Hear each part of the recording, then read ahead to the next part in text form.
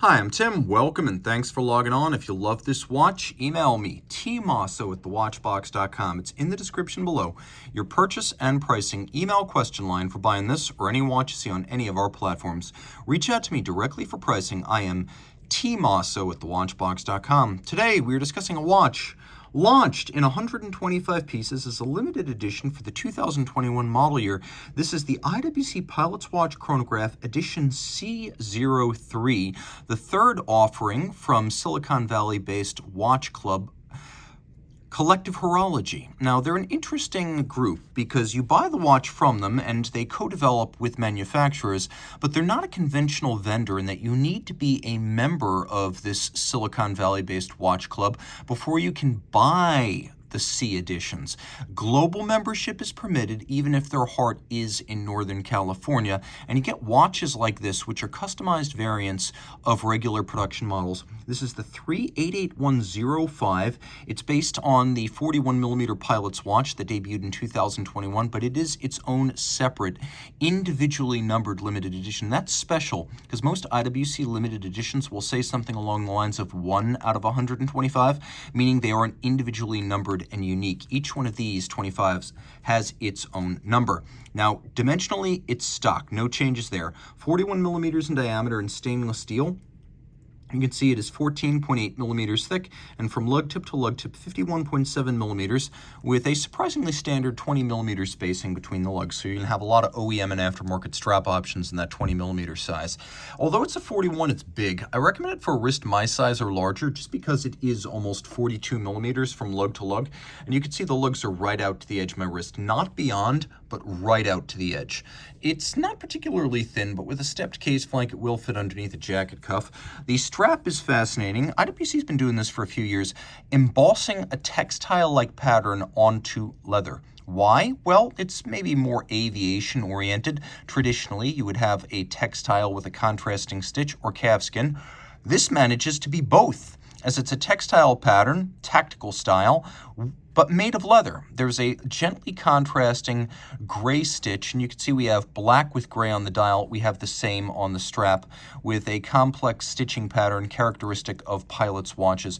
We have a simple polished and satinated IWC pin buckle in stainless steel. Integrated lugs, big Pilot style. You can see that there are expanding bevels and polish at the end of the lugs. They thin out at the mid case, but they flare over the lug ends.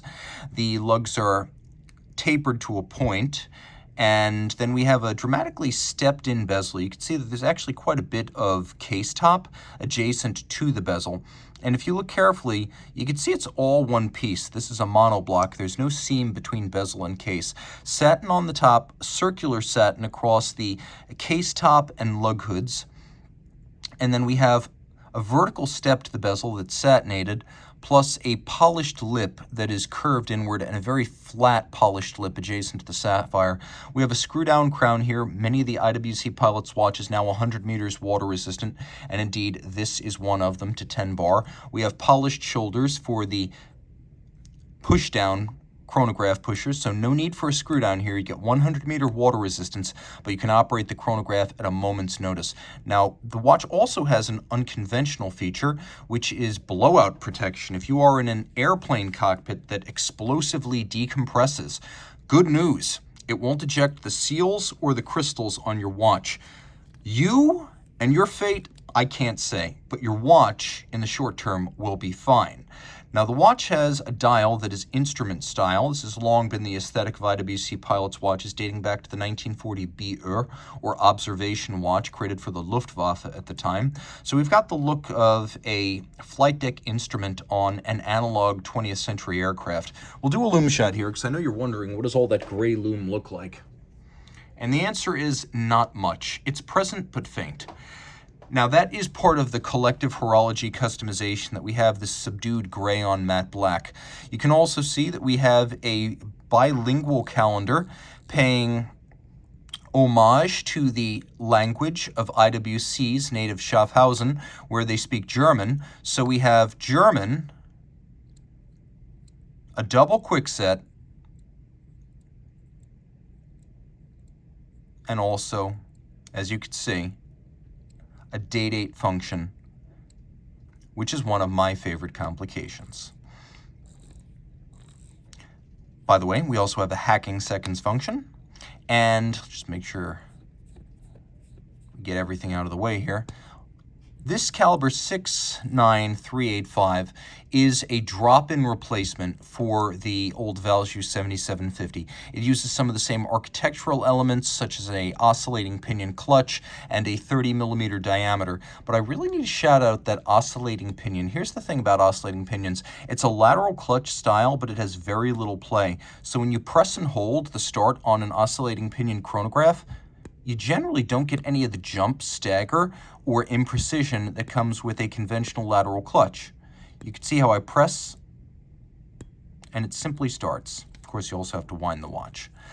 It's an interesting system, this oscillating pinion, because being a traditional lateral clutch, it has aesthetic appeal, but being a minimal play system, it also has a bit of an upscale association, which is why, oddly, it's on every 7750 based movement, plus FP Journe, de Bethune, and now Richard Mille chronographs.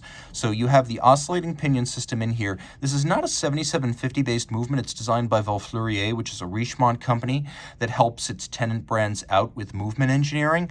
IWC makes and regulates the movement in-house, however, though it is a Valfleurier design. And so one of the changes made in the jump from 7750s to the 69,000 calibers has been the use of a column wheel rather than a cam for function cycling. So you hear and you feel that crisp actuation. It's automatic winding, 46-hour power reserve, and it all pivots on 33 joules. It's adjusted in 5 positions, which is the high horology and chronometer standard. And then you can see it has this unique silver and black rotor that is specific to the C.03 Collective Horology Edition. So you've got a lot to love. Swimmable, flyable, collectible, and exclusive. This is a cool crossbreeding of American watch enthusiasts with Swiss watchmaking technology. And that's really a cool thing because, of course, IWC originally founded in Schaffhausen in 1868 by an American F.A. Jones. And this is a continuation of the tradition. Reach out to Team Mosso at thewatchbox.com for purchase and pricing details of this collective horology C.03.